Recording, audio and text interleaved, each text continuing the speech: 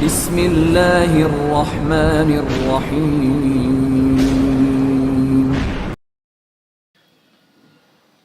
भेद, असरार से भरा एक हैरत अंगेज नावल।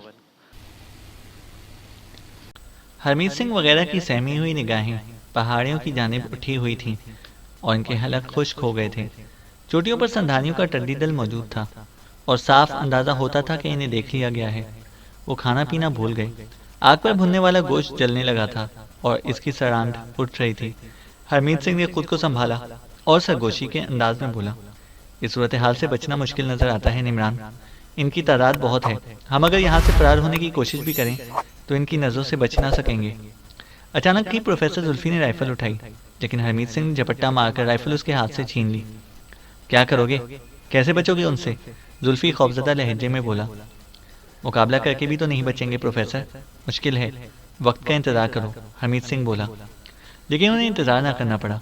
दफता नहीं संधानियों के घोड़े ढलानों से उतर आए और फिर तितर पितर होकर तेजी से इनकी तरफ दौड़ने लगे। नौरीना खामोश निगाहों से होंठ भींचे इधर उधर देख रही थी और इसके अंदाज में बेखौफी थी। प्रोफेसर जुल्फी को भी हरमीत सिंह की बात से इत्तफाक करना पड़ा था। बिलाशुबा इन लातार संधानियों से बचना तकरीबन नामुमकिन नजर आ रहा था। हरमीत सिंह फिर सरगोशी के से अंदाज में बोला, अगर हम लोग इनसे मुकाबला ना करें तो इस बात के इम्कानात है कि ये हमें फौरन कत्ल ना करेंगे। हो सकता है कि हमें ये कैदी बनाएं। और प्रोफेसर, उम्मीद तो जिंदगी के साथ होती है, हरमीत सिंह ने कहा। प्रोफेसर ने कोई जवाब नहीं दिया। निमरान अलबत्ता सरगोशी के लहजे में बोला, मुमकिन है कि ये वही लोग हों जिन्होंने हमारे साथियों को कैद किया है। घोड़े तेज रफ्तारी से इनकी तरफ आ रहे थे। उन्होंने दोनों से दायरे बना लिए थे और पहाड़ी के दामन में पहुंचने के बाद वो इन्हें घेरने के से अंदाज में आगे बढ़ रहे थे। इनके पास राइफलें वगैरह साफ देखी जा सकती थीं और हरमीत सिंह ने अच्छा ही किया था। प्रोफेसर जुल्फी अगर एक भी फायर कर देता तो हो सकता है कि इसके जवाब में उन्हें सैकड़ों गोलियों का सामना करना पड़ता। संधानी उन्हें घेरने की कोशिश करते हुए इनके अतराफ में फैल गए थे और फिर दायरा ऐसा ऐसा तंग होने लग गया था, यहाँ तक कि वो इनके करीब पहुंच गए। सब साकित जामिद खड़े खौफ भरी निगाहों से इन संधानियों को देख रहे थे और अब करीब आने के बाद इनकी शक्लें भी नुमायां हो गई थीं। लेकिन अचानक ही संधानियों की तरफ से एक आवाज़ सुनकर वो बुरी तरह उछल पड़े। ये शहबाज खान की आवाज़ थी और इसने हरमीत सिंह को पुकारा था। हरमीत सिंह बेकरार निगाहों से इधर उधर देखने लगा। तभी इसे शहबाज खान को भी देख लिया था और मस्तान को भी। बाकी लोग संधानियों के हुक्म में थे। इनके हुक्म में एक और शख्स भी था जो कभी हैकल संधानी था। उसके आज़ा बहुत मजबूत नजर आते थे। शहबाज खान ने इस होलिये में भी हरमीत सिंह और निमरान को पहचान लिया था। चुनाचा वो इनके करीब पहुंचकर फुर्ती से घोड़े से कूद पड़ा और इसने हरमीत को गले लगा लिया। मस्तान भी निमरान के सामने पहुंच गया था। शर, आप शर संधानी, मस्तान ने एक अहमकाना सा कहका लगाया। बाकी लोग मतहयराना निगाहों से एक दूसरे को देख रहे थे। फिर उकुब से प्रोफेसर हातिम फरीदी, चरण गुप्ता के अलावा एक और शक्ल नजर आई जो शरोक की थी। शरोक जिसे हरमीत सिंह ने एक लम्हे में पहचान लिया था। वो अजीब सी निगाहों से हरमीत सिंह को देख रहा था। हरमीत सिंह का सर चकरा रहा था। निमरान भी अहमकों की तरह एक एक सूरत को देख रहा था।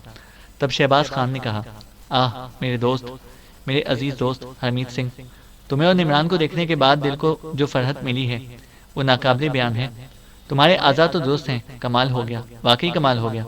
लेकिन तुम्हारा हुलिया संधानियों जैसा, शहबाज खान ने कहा। सारी बातें बता दूंगा शहबाज खान, लेकिन ये बताओगे क्या तुम इन लोगों की कैदी हो? हरमीत सिंह ने पूछा। अब नहीं हो, अब मैं इन लोगों का दोस्त हूँ, शहबाज खान ने कहा।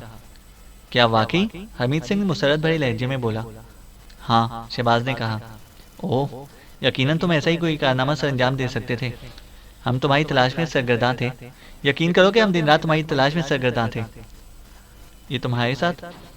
प्रोफेसर जुल्फी और इसकी बेटी नौरीना, हरमीत सिंह ने जवाब दिया। शहबाज खान उसे देखता रहा, फिर बोला, आओ पहले मैं तुम्हें अपने दोस्त गरदारा से मिलाऊं, जिसकी मदद से हमें ना सिर्फ आज़ादी हासिल हुई बल्कि तुम्हारी तलाश में भी कामयाबी हमें गरदारा ही की वजह से हुई है।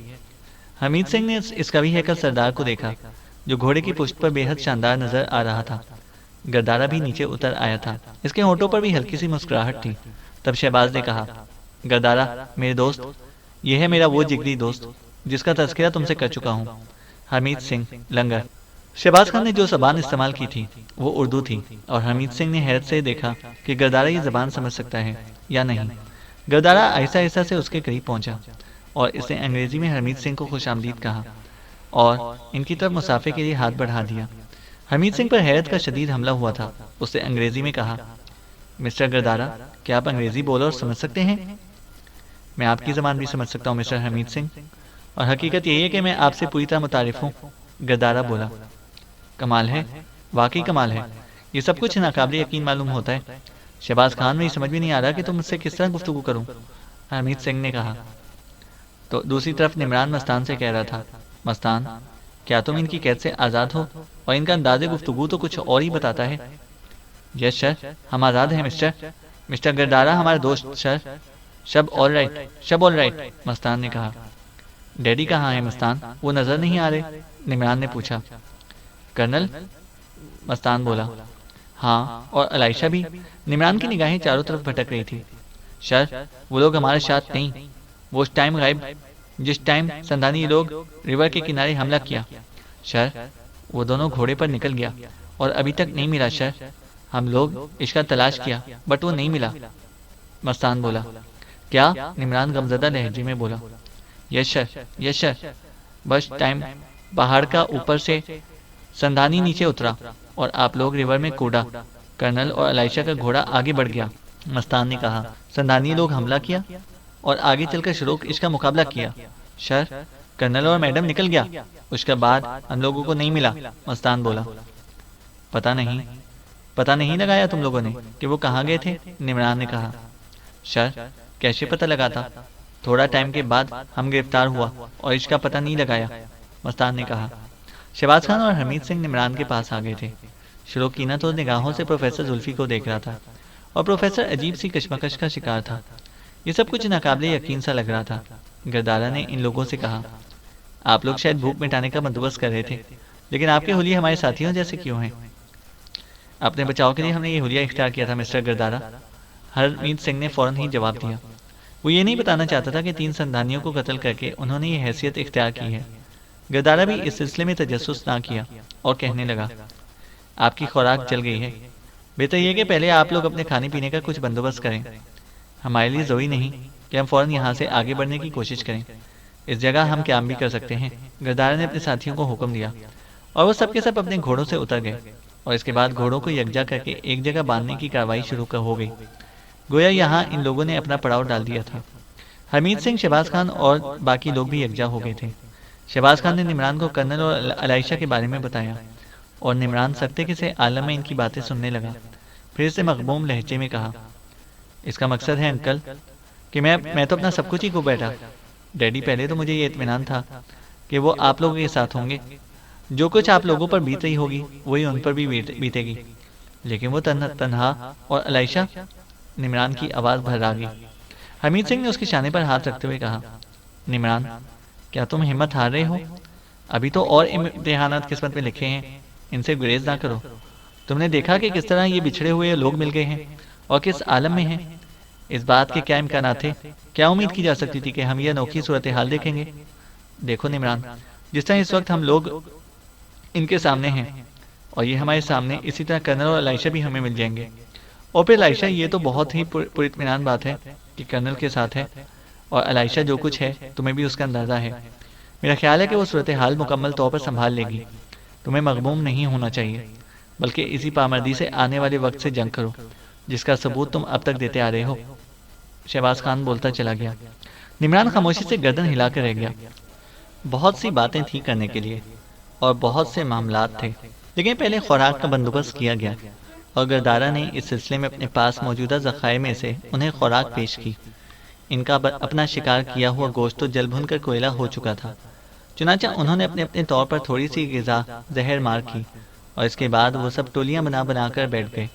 शहबाज खान, हरमीत सिंह, प्रोफेसर हातिम फरीदी, चरण गुप्ता, जुल्फी, निमरान वगैरह एक ही जगह पर जमा हो गए थे और सब एक दूसरे से कहानी सुनने के लिए बेचैन थे। शुरू अलबत्ता अपने साथियों से कुछ अलग बैठा हुआ था। उसकी आंखों में आग जल रही थी। गालिबन वो जुल्फी से ज़्यादा मुतनफ़्फ़र था जो उसका साथी होकर जोसेफ से जा मिला था। हरमीत सिंह भी इसका हरीफ था, लेकिन शहबाज खान का वो एहतराम करने लगा था जिसने गर्दारा से दोस्ती करके इसकी यकीनी मौत को टाल दिया था। बहरहाल इसने इन लोगों में शामिल होने की कोशिश नहीं की थी। इधर शहबाज खान के इस्तफसार पर निमरान उन्हें दरिया में बह जाने और इस तूफ़ानी बहाव से बच जाने की कहानी सुना रहा था। उसने जोसेफ और उसके साथियों के बारे में भी बताया था। क्या कहा जा सकता है? हो सकता है कि इनमें से कुछ लोग जिंदा भी बच गए हों, शहबाज खान ने कहा। हाँ, क्या कहा जा सकता है? हमीद सिंह बोला। फिर शहबाज खान पूरी तफसील से इन्हें अपने बारे में बताने लगा कि किस तरह शुरोक ने इस खतरनाक मौके पर उनकी मदद की थी और इसकी बरवक्त इमदाद ने इन्हें संधानियों से बचा लिया था। लेकिन फिर बाद में ये लोग संधानियों के हाथों गिरफ्तार हो गए। और फिर शहबाज खान ने गर्दारा के बारे में भी तफसीलात बताई और कहा कि वो एक कौम परस्त है और संधानियों को बेहतर जिंदगी देने का ख्वाहां है। हमने इसे इस खजाने के सिलसिले में तैयार कर लिया है और इसी बुनियाद पर हमारे साथ निकला है। अब वो हमारे पूरे सफ़र में हमारा मावन रहेगा और मैं समझता हूँ कि अब संधानियों से सारे खतरात दूर हो गए हैं। लेकिन संधानियों की टोलियाँ क्या इधर उधर भटकती रहती हैं? मेरा मतलब है कि इनका ताल्लुक एक ही कबीले से है, हमीद सिंह ने पूछा। तमाम संधानियों का कबीला एक ही है, लेकिन इनकी बस्तियाँ मुख्तलिफ हैं और इनके पास इसके अलावा और कोई जरिया नहीं है कि वो लूट मार करें या फिर इन जंगलों में अपनी खुराक तलाश करें, शहबाज खान ने बताया। ये सवाल इसलिए किया गया था कि हमीद इस संधानी टोली के बारे में जानता था जिसने जोसेफ पर हमला किया था। इसने दबी जबान से ये तफसील शहबाज खान को भी बता दी थी और शहबाज खान ने कहा था कि बेहतर है कि इस सिलसिले में खामोशी इख्तियार की जाए, बल्कि शुरूक को भी जोसेफ के बारे में तफसीलात ना बताई जाए। शुरूक जुल्फी के बारे में तो ज़रूर पूछेगा। हाँ, मैं प्रोफेसर जुल्फी के लिए इसकी निगाहों में कीना के आसार पा रहा हूँ, लेकिन अब इसमें इतनी सख्त नहीं रह गई कि किसी को नुकसान पहुँचा सके। हमें मसलहत से काम लेना होगा। संधानी सरदार खजाना हासिल करने का ख्वाहा है, लेकिन कौन कह सकता है कि खजाना कहाँ है? गर्ज ये कि हमें बहर तौर अपने तौर पर काम करना है। अलाइशा और कर्नल की तलाश भी ज़रूरी है। हम अलाइशा के मसले को नज़रअंदाज नहीं करेंगे। मैं और बाकी लोग किसी भी तौर इसके लिए तैयार नहीं हैं कि इस मसले को अधूरा छोड़कर आबादियों का रुख करें और इस सिलसिले में कोशिश ना करें। वैसे तुम लोगों का क्या ख्याल है? मेरा मतलब है निमरान और हमीद सिंह, तुम अब इस सिलसिले में क्या करना चाहते हो? शहबाज खान ने पूछा। निमरान ने आहिस्ता से कहा, अंकल, मेरे बारे में तो ये सवाल ही बेकार है। अलाइशा और डैडी अगर मुझे यहाँ ना मिले तो मैं इन जंगलों से कभी वापस नहीं जाऊँगा, ख्वाह इसके नताइज कुछ भी हों। ये कोई जज्बाती बात नहीं है। मैं जानता हूँ कि डैडी ने मेरे लिए अपनी ज़िंदगी वक्फ कर दी है। मैं कैसे सोच सकता हूँ कि उनके बगैर मैं यहाँ से वापसी का तस्वुर करूँ? और फिर अलाइशा से भी, जो मेरा रिश्ता है, इसके तहत मुझ पर यह फ़र्ज़ आयद होता है कि उसे तलाश करूँ। जंगलों में उस पर ना जाने क्या बीत रही है। मैं किसी भी कीमत पर यहाँ से वापसी के लिए तैयार नहीं हूँ, निमरान ने कहा। तो बेटे, तुम्हारा क्या ख्याल है? हम तुम्हारा साथ छोड़ देंगे? कर्नल हमारे लिए इतने ही कीमती हैं और अलाइशा जाहिर है मैं इससे तमाम रिश्ते तर्क कर चुका हूँ, लेकिन इसका और मेरा एक तवील साथ है। मैं भी तो इसे बेयार मददगार नहीं छोड़ सकता, शहबाज खान ने कहा। तो फिर अंकल, कोई ऐसा प्रोग्राम तरतीब दीजिए कि हम इन लोगों को खजाने के जाल में फांसे रहें और खुद अलाइशा और कर्नल की तलाश में सरगर्दा रहें। वो दोनों मिल जाएं तो इसके बाद आप लोग भी जो फैसला करेंगे। अलाइशा के राज को अगर मुकम्मल तौर पर पाना है तो हमें इन जंगलों में भटकते रहना होगा। कोई तयन नहीं किया जा सकता। मुमकिन है कि हमारी आधी उम्र यहीं गुजर जाए, मुमकिन है कि हम यहीं मर खप जाएं। ये तमाम बातें सोचना होंगी और हम मुकम्मल तौर पर तैयार होकर यहाँ से आगे बढ़ेंगे, निमरान ने कहा। तो फिर यूँ समझ लो कि अभी हमारा सफ़र ख़त्म नहीं हुआ, बस कुछ तब्दीलियाँ होती जा रही हैं, जिन्हें कबूल करना ही है, चूँकि वक्त का तकाजा यही है। अलबत्ता हम इस एतमाद को दिल से ना निकलने देंगे कि कर्नल और अलाइशा महफूज होंगे। इनसे ज़्यादा ख़तरनाक सूरत हाल तो तुम्हारी थी। इस तेज़ और तुन दरिया में किसी इंसान का इस तरह गिरकर बच जाना मौत से कम नहीं है, लेकिन तुम दोनों जिंदा सलामत हो। इसका मतलब है कि कर्नल और अलाइशा भी महफूज होंगे, प्रोफेसर हातिम फरीदी ने मुस्कुराते हुए कहा। तुम लोगों ने अभी तक मेरी पेशगोइयों को तस्लीम नहीं किया है दोस्तों। मैं तुमसे हमेशा कहता रहा हूँ कि हमें बहुत से हादसा पेश आएंगे। मौत हमारे करीब से गुजरती हुई गुजर गई है, लेकिन हम जिंदगी को बचाते आगे बढ़ते रहेंगे। अब तक पेश आने वाले वाक़यात अगर मेरी पेशगोई नहीं तो कुछ और सही, लेकिन वक्त ही फैसले करेगा जो मैंने कहा है, प्रोफेसर फरीदी बोलता चला गया। आखिरी बात मैं निमरान से कहूँगा। वो मुझे मगमूम नज़र आ रहे हैं। निमरान, अलाइशा एक दास्तान है जो शुरू होती है, जारी है और यकीनन इख्तिताम को पहुँचेगी। तुम इस दास्तान के रावी हो। दास्तान रावी की ज़बानी ही मुकम्मल होती हैं। हम सब मिलकर इसकी कहानी की तकमील करेंगे। दरमियानी वाक़यात इस दास्तान के मुख्तलिफ टुकड़े हैं। मुझे यकीन है प्रोफेसर, निमरान ने कहा। कोई ऐसा हादसा हम सब पर मुसल्लत नहीं होना चाहिए। अभी तो न जाने कितने मरहलों से गुजरना है, इसलिए मुस्कुराते रहो।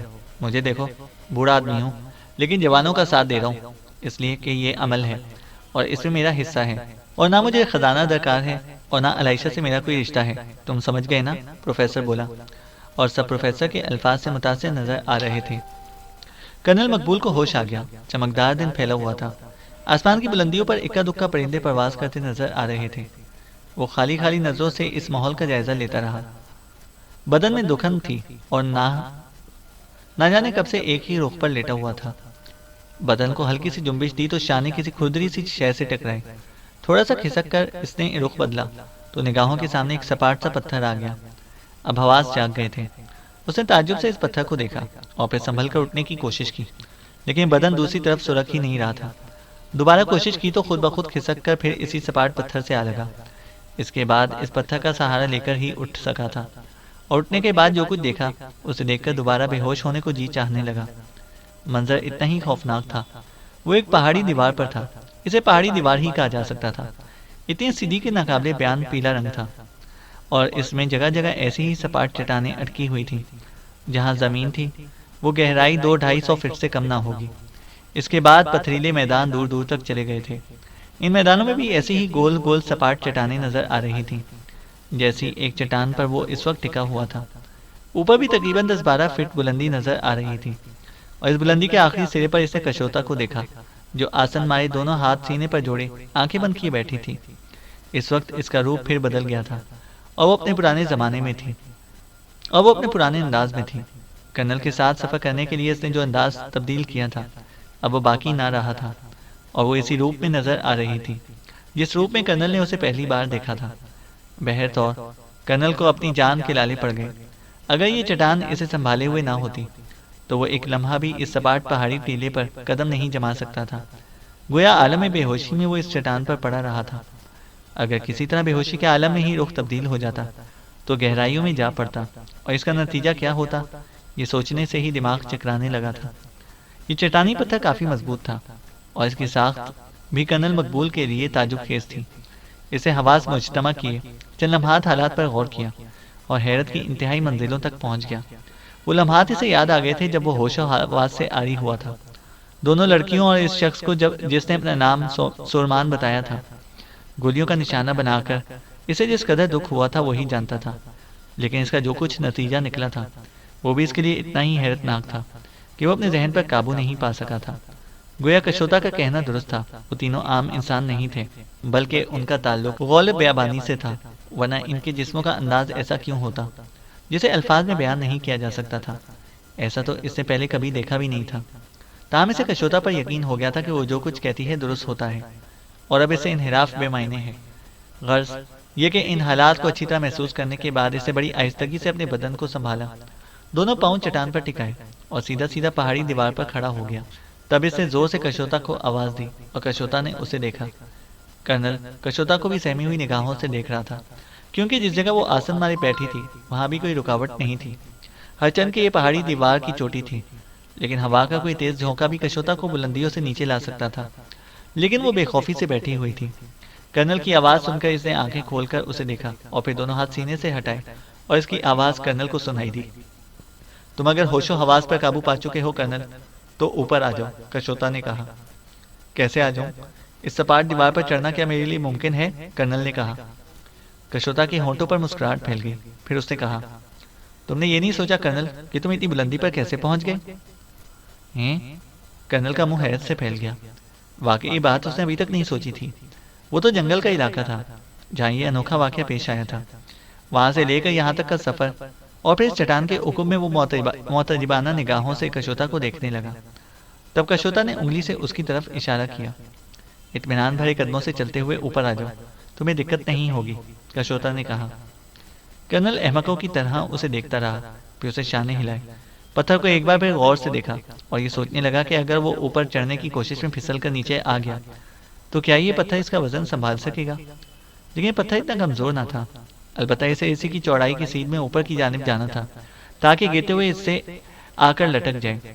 दिल धाड़ धाड़ कर कह रहा था, लेकिन कशोता के हुक्म की तामील भी जरूरी थी। चुनांचे इसने अपने आप को संभाला और फिर दोनों हाथ और पांव टिकाकर आहिस्ता आहिस्ता ऊपर चढ़ने लगा। इसमें सीधा खड़ा होने की हिम्मत नहीं थी। कशोता ने इस पर कोई तारुज ना किया, और वो आहिस्ता आहिस्ता ऊपर जा रहा था, और ऊपर चढ़ते हुए इसे एहसास हो रहा था जैसे जमीन पर सीधा चल रहा हो।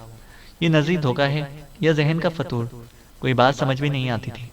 लेकिन समझने के लिए ज़्यादा वक्त दरकार न था, और चंद लम्हात के बाद वो इस पहाड़ी दीवार पर की चोटी पर पहुंच गया।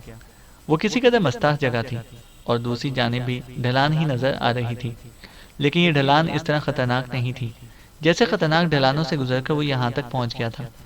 ये ढलान बहुत ही हल्के थे और इतनी ही गहराइयों तक चले गए थे जितनी गहराइयाँ दूसरी जानिब थीं। वहाँ एक दर्रा नजर आ रहा था, और दर्रे की दूसरी जानिब जो अजीम शान पहाड़ी सिलसिला फैला हुआ था वो बहुत ही हैरत अंगेज था। बस ऊंची ऊंची लंबी नोकीली चट्टानें बिखरी हुई थी। इन्हें एक अजीबोगरीब पहाड़ी सिलसिले से मुंसलिक किया जा सकता था। जगह जगह कटाव थे, पतली पतली दीवारें सी चली गई थी। एक अजीबो वहशतनाक मंजर निगाहों के सामने था। बहुत फासले पर इन्हें चट्टानों से एक आबशार गिरता हुआ नजर आ रहा था। एक सफ़ेद सी धुआं उड़ाती हुई लकीर निगाहों के सामने आ जाती थी। हालांकि इसका फासला काफ़ी था और इससे बहने वाली नदी इस सिमत में नहीं थी। ये जगह भी बड़ी तिलिस्मी हैसियत की हामिल थी। कशोता संभल कर खड़ी हो गई और उसने बगौर कर्नल को देखा और बोली, क्या तुम्हारी हालत बेहतर है कर्नल? हमें आगे चलना है। कर्नल आंखें बंद करके गर्दन झटकने लगा। फिर से आहिस्ता से कहा, कशोता, मेरे सामने दो ही रास्ते हैं। या तो तुम्हारी हिदायत पर अमल करता रहूं और अपने जहन को समझाता रहूं, या फिर किसी पहाड़ी चट्टान से कूदकर खुदकुशी कर लूं ताकि मुझे सुकून मिल जाए।